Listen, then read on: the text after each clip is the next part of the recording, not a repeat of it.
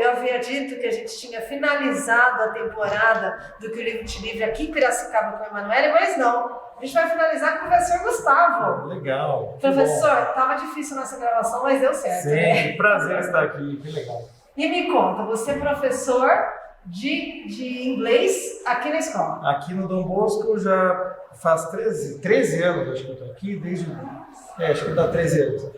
E comecei como professor de literatura, sou professor de literatura do terceirão até hoje, do ensino médio. E aos pouquinhos eu também já era professor de inglês. Na verdade, eu comecei a vida como professor de inglês, primeiro em cursos de conversação e tal.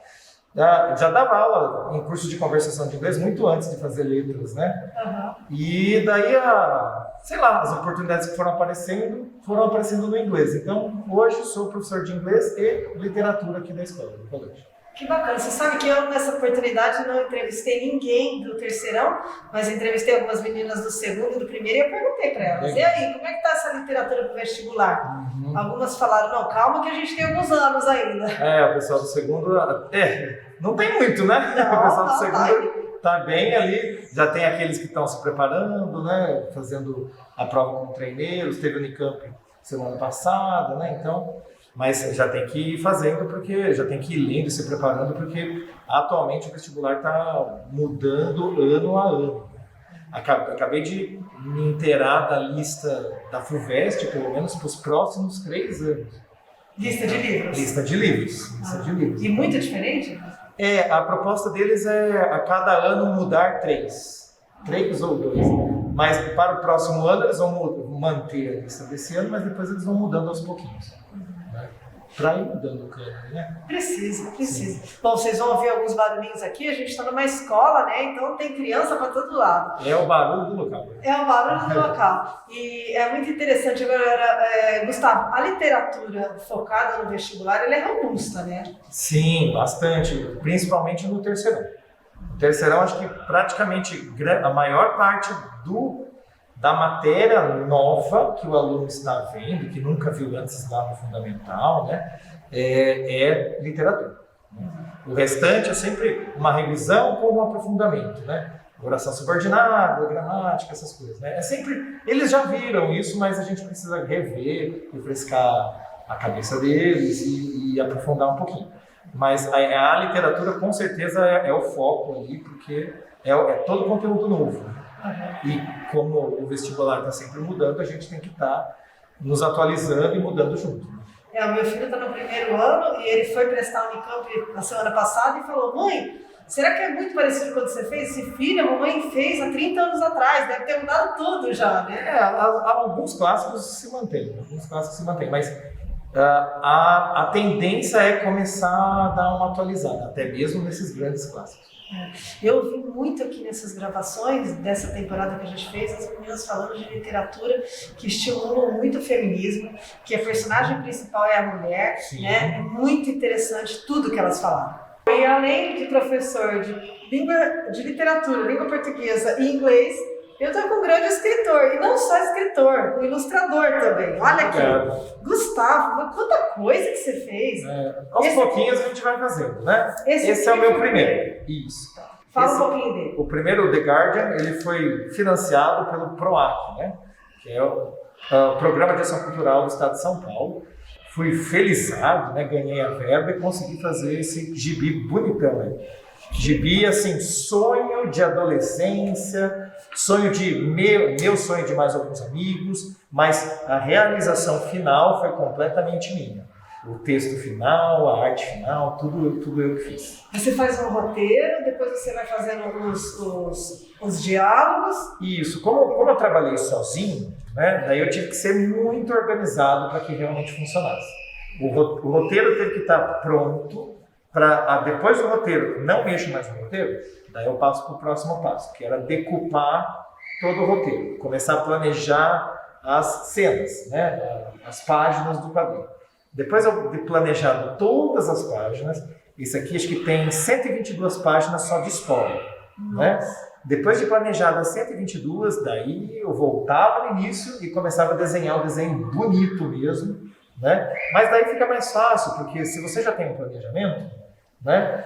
É aquela coisa, né? Quando você planeja, tudo melhora. Tudo né? mais fácil. Se você já tem o primeiro planejamento, quando você começa a fazer o desenho final, bonitão, né? Antes de começar a finalizar a página, com pintura, com luz e sombra e tudo mais, você olha aquele planejamento e pensa, né? Está funcionando? Está contando a história que eu quero? Se está contando a história, daí é mecânico, daí é só fazer. Né? Demora, mas é só fazer. E os três gibis, essa ilustração é sempre computadorizada. No caso aqui... Esse foi o segundo, né? Isso, esse é o segundo, daí já foi de forma independente, né? Não ganhei nenhum emprego, nem nada para isso. Mas o meu trabalho, assim, atualmente, na linha de produção de quadrinho, os quadrinhos sempre passam pelo computador de alguma forma, né? Mesmo que seja lá no final para impressão. Então, como nos dois, e aqui no Artbook também, eu sempre trabalhei sozinho, eu adquiri um equipamento, né, uma mesa digitalizadora para fazer direto, para desenhar direto no computador, porque isso iria me poupar tempo, né? O trabalho sozinho é solitário e tal, e às vezes cansa. Então, o quanto você conseguir poupar tempo é melhor. Não, que bacana. E olha aqui, gente, muito planejamento, muitas cores. E o livro, o que tem escrito está em inglês e em português. É óbvio, né? Isso. Esse artbook foi o meu último lançamento, né? Do começo desse ano, agora 2020.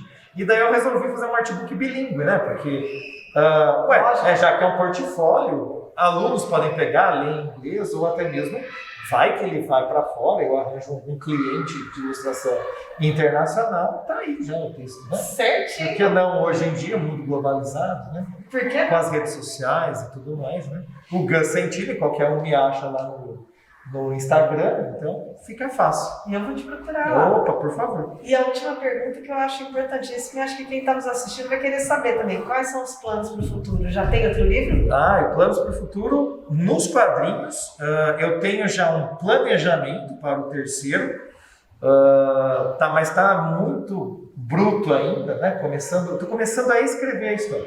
E como atualmente eu ainda continuo trabalhando sozinho, só quando eu terminar o roteiro mesmo da história que eu vou me sentir mais seguro para passar para os próximos estágios. Enquanto isso, eu vou só refinando, né? A minha próxima história vai ser uma protagonista feminina, né? Que é essa aqui que eu já resolvi colocar na capa do meu artbook. E pretendo manter ainda os meus personagens dentro desse mesmo universo. Os dois quadrinhos não são do mesmo, não são continuação um do outro, mas são dois quadrinhos que fazem parte do mesmo universo. São personagens que um dia poderiam se encontrar, por exemplo.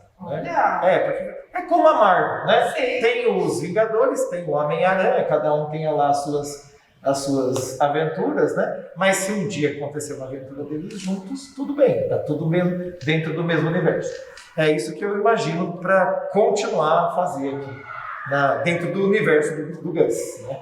Tá vendo? O professor Gus já nos ensinou, inclusive, planejamento, porque quando você planeja, você consegue realmente pensar em algo maior. Sim. Gustavo, muito obrigada. Obrigado, é um prazer estar aqui. Obrigada, fechamos com chave de ouro aqui com o professor Gus. Eu gostei do Gus, porque acho que o Gustavo tem muito, agora Gus tem pouco. Tá certo. E a você que nos assistiu, curta, compartilhe, deixe seu comentário. Vai ser um prazer poder falar sempre sobre literatura com você.